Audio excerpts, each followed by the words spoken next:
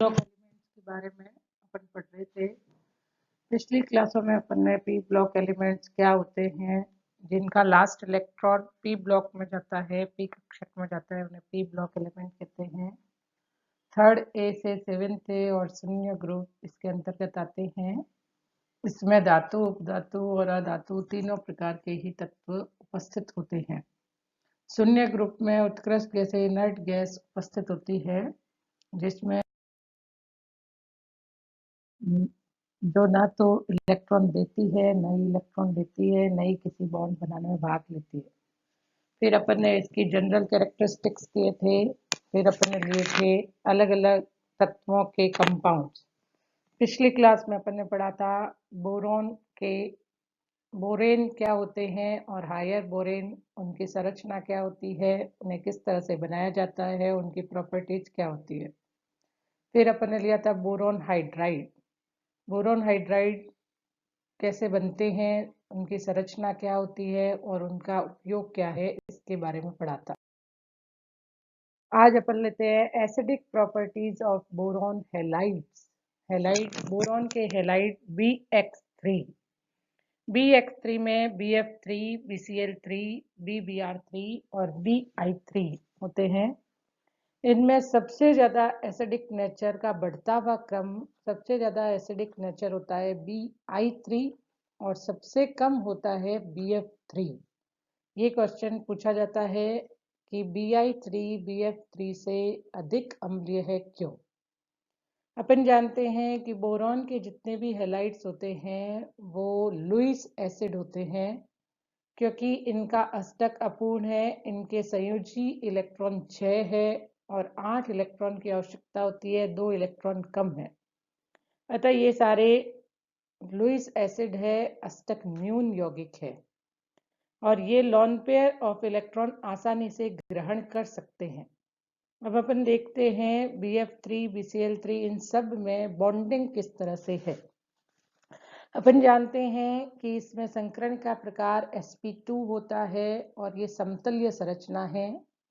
समतलीय संरचना होने के कारण से बोरॉन के तीनों एफ समतलीय 120 डिग्री के एंगल पर व्यवस्थित हो जाएंगे और बोरॉन का एक p इलेक्ट्रॉन, p कक्षक जो है वो खाली होता है, वो उसके लंबवत उपस्थित होता है।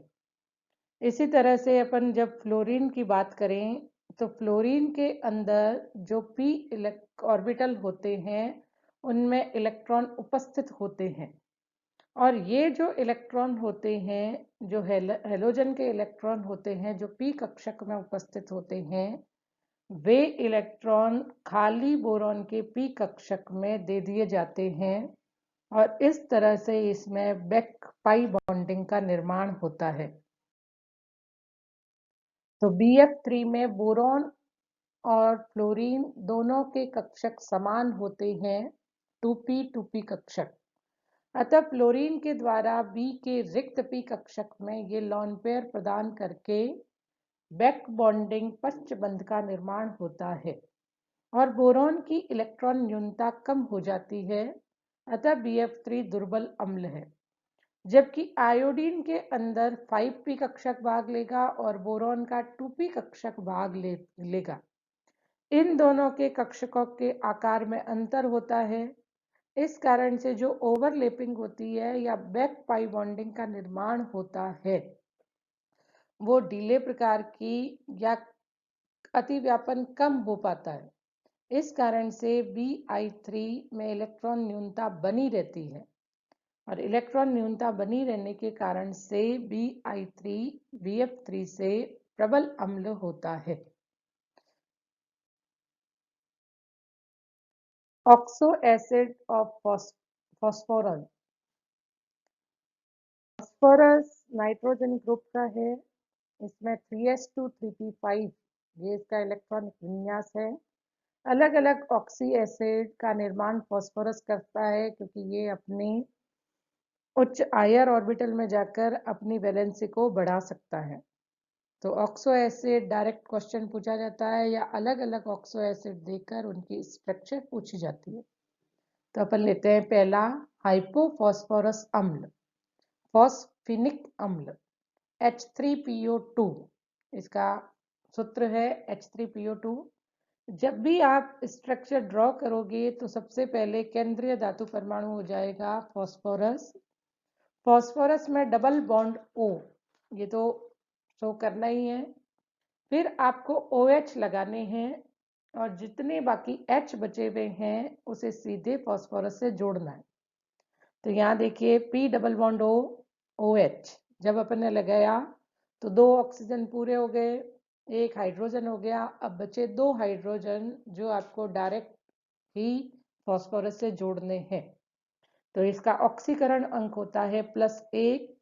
क्षारकता नंबर ऑफ OH जो दे सकता है वो है 1 और अपचायक pH बंद उपस्थित होता है, ये चतुष्फलकीय है।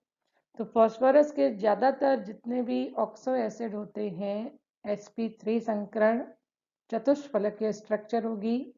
P डबल बॉन्ड O सब में पाया जाएगा। जितने ऑक्सीजन बाद में बचे हैं उसे OH के द्वारा प्रदर्शित करना है और बाकी के H को आपको डायरेक्ट फॉस्फोरस से जोड़ना है। नेक्स्ट देखिए ऑर्थोफॉस्फोरस अम्ल, जिसे फॉस्फोनिक अम्ल भी कहा जाता है। इसका सूत्र है H3PO3।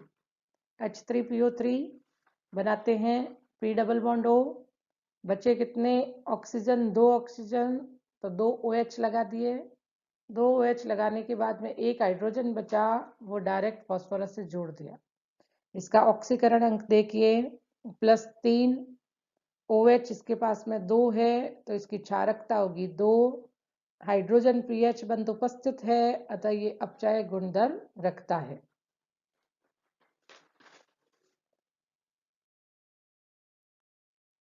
पायरोफॉस्फोरस अम्ल H4P2O5, जब अपन फॉस्फोरिक अम्ल को गर्म करते हैं H3PO3 को गर्म करते हैं तो इसमें से वाटर मॉलिक्यूल बाहर निकल जाता है और 2 अणु आपस में जुड़ जाते हैं और निर्माण होता है पायरोफॉस्फोरस अम्ल H4P2O5। 2 P सेंट्रल एटम बनाए, दोनों पर डबल बॉन्ड O लगा दिया, 1 ऑक्सीजन से दोनों को जोड़ दिया। जब अपन दोनों को जोड़ देते हैं तो पीछे 4 OH बच गए, तो 2 एक फॉस्फोरस पर दूसरे 2 फॉस्फोरस पर जोड़ देंगे। वापस देखिए structure 2 P double bond O, 1 oxygen से दोनों को जोड़ना है और बचे हुए चारों OH दोनों फॉस्फोरस पर 2 लगाने हैं। इसका ऑक्सीडेशन अवस्था है +3। नेक्स्ट फॉस्फोरिक अम्ल H3PO4। H3PO4 की स्ट्रक्चर ड्रॉ करें P डबल बॉन्ड O, बचे 3 ऑक्सीजन और 3 हाइड्रोजन, तो तीनों आ जाएंगे OH। OH इसके साथ में जुड़ जाएंगे, चतुष्फलक की संरचना होगी, sp3 संकरण होगा, ऑक्सीडेशन स्टेट होगी +5 और क्षारकता 3 OH उपस्थित होने के कारण से इसकी बेसिसिटी होगी 3। अब इसमें कोई भी pH सीधे बंद नहीं लगा हुआ है अतः इसकी अपचायक प्रवृत्ति इसमें नहीं होगी। नेक्स्ट है पायरोफॉस्फोरिक अम्ल। जब H3PO4 के 2 अणु को गर्म किया जाता है, H2O मॉलिक्यूल बाहर निकल जाएगा तो बनेगा पायरोफॉस्फोरिक अम्ल। पायरोफॉस्फोरिक अम्ल में H4P2O7, तो P double bond O, 1 oxygen से दोनों को जोड़ना है और बचे हुए 2 OH प्रत्येक फॉस्फोरस पर 2 OH लगाने हैं। इसकी ऑक्सीडेशन स्टेट होगी +5। मेटाफॉस्फोरिक अम्ल HPO3 का होल N पॉलीमेरिक टाइप का होता है। पॉलीमेरिक टाइप में पहला एग्जाम्पल यदि 3 हो N का मान, साइक्लोट्राई मेटाफॉस्फोरिक अम्ल H3P3O9, ऑक्सीडेशन स्टेट है +5। साइक्लो का मतलब सारे आपस में जुड़कर एक चक्रीय संरचना का निर्माण करेंगे। तो P डबल बॉन्ड O 3 लगाने हैं और तीनों फॉस्फोरस को ऑक्सीजन से जोड़ते हुए इसकी चक्रीय संरचना बनानी है। PO से एक चक्रीय संरचना बन जाएगी, P डबल बॉन्ड O, और बचे हुए 3 H है तो 3 OH फॉस्फोरस पर लग जाएंगे। इस तरह से इसकी एक चक्रीय संरचना बन जाती है साइक्लोट्राई मेटाफॉस्फोरिक अम्ल। ऑक्सी एसिड के फॉस्फोरस अब रिवीजन देखिए, सब साथ में बनाने हैं और किस तरह से बनाने हैं वो देखो। H3PO2, P double bond O, एक OH लग गया, 2 H डायरेक्ट जुड़ गए, H3PO3, H3PO3 में P double bond O, 2 OH लगेंगे और एक H फॉस्फोरस से जुड़ा हुआ। Next H3PO4, P double bond O, 3 hydrogen 3 oxygen है तो 3 OH फॉस्फोरस से लग जाएंगे, OH OH OH। H4P2O7, H4P2O7 में 2 H3PO4 को गर्म करके H2O निकला और 2 आपस में जुड़ गए ऑक्सीजन के द्वारा, HPO3 का होल 3। यदि ये पॉलीमेरिक स्ट्रक्चर साइक्लिक ना होकर लीनियर हो तो इस तरह से एक ऑक्सीजन से 2 फॉस्फोरस जुड़ते चले जाएंगे, और यदि चक्रीय संरचना हो तो 3 अणु आपस में जुड़कर एक चक्रीय संरचना का निर्माण कर देंगे, साइक्लोमेटा फॉस्फोरिक अम्ल का निर्माण हो जाएगा। धन्यवाद।